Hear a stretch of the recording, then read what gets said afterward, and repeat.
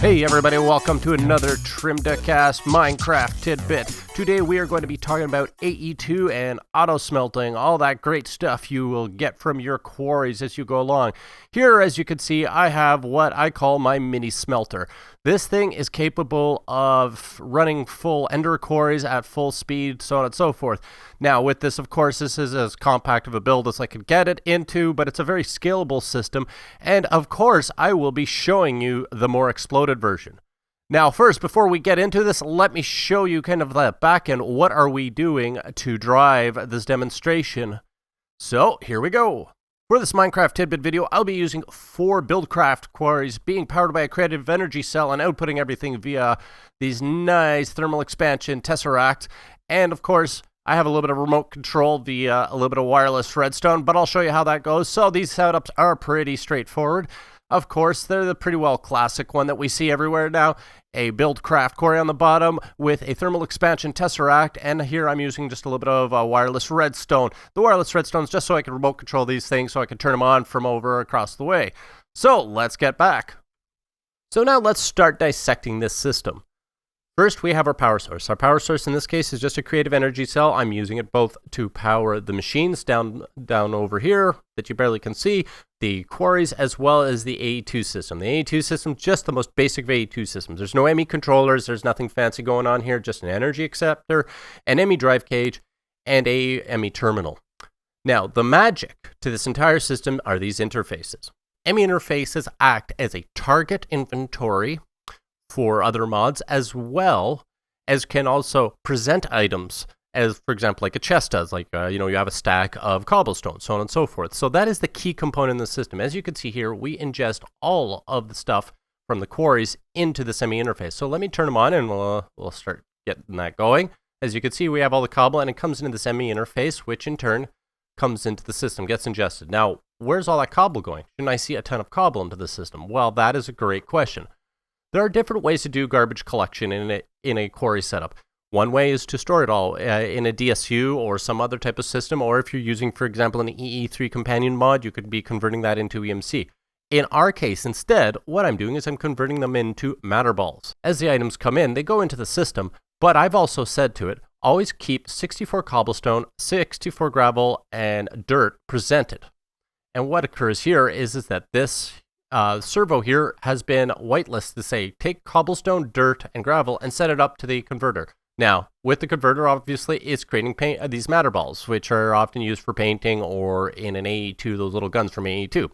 And what I do here is I basically use a servo to spit it back out and send it back into the same ME interface. Now, where the smelting begins is using that same idea that I can ingest things and as well I can present things to attached inventories.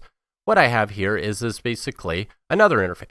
As you can see in this interface, I have all of the various ores that we might collect in a given day. So for example, let's say lead. I want to be able to smelt lead. If I just do this, what will happen is any lead that's in the system will be placed here. And what occurs is over on this side, I have a redstone furnace and a pulverizer with a retriever. And so what the retriever is always doing is saying, if there's anything in here, pull it into me, and I want to send it into this pulverizer. Now, if you know with thermal expansion how you can configure the sides, what I've said is left side's the input, right side is the output, and the back is the secondary input. Now, it's important. You have to always capture that secondary output, because if this gets clogged up with stuff, it will stop your smelting. And I'll show you how I get rid of it.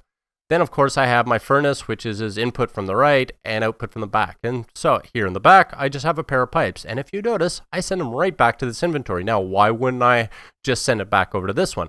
Well, this retriever here is always trying to pull from this interface. So what I have found is if you send the ingots back into this interface, what ends up occurring is sometimes this retriever will try to pull it back. And why am I not using servos everywhere? For example, why am I not using a servo? What ends up occurring is if, for example, there we have several stacks of items, and the pulverizer is busy, what will happen is he'll try to send it out, and then it'll bounce back saying this inventory is full and clog the servo.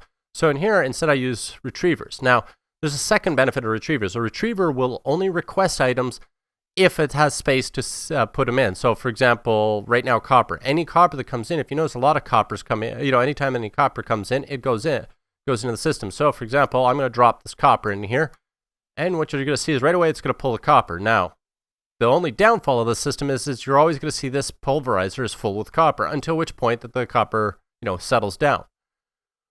The good part about this setup is, though, that you can expand it. You can have it kind of handle more at a time just by simply adding another pipe and adding yet another retriever like this. Let's turn it on. As you can see now, what I've more or less done, and I'll put these out, I'll connect up the outputs, is now you're going to see irons being processed up here. So really, we've doubled our output. What if I need to triple my throughput? Never used really these machines as a way to nerd pull my way up, but hey, whatever works. So let's put that here. We'll grab one of these. We'll grab some redstone pipe. And now let's turn this guy on. And watch this. Now what we're going to see is it will grab the next stack of whatever it can fit into here. And so in this case, it grabbed a bunch of copper.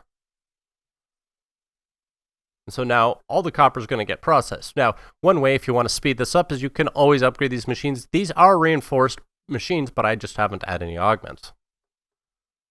Thank you for watching this Minecraft tidbit video. Hopefully it will be of use to you and help you in your future builds. If you like this video, give me a thumbs up on the video. If you didn't like it, give it a thumbs down. If you're somewhere in between and you got mixed feelings, leave a comment down below.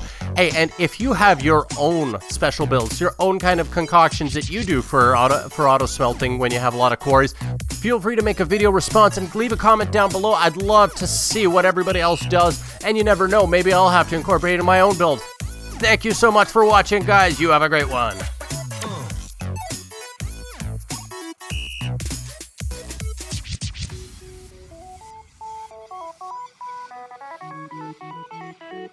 Okay, go away. Go away, you stupid chicken. That's right, run away. Stay out of my shot, you damn runner.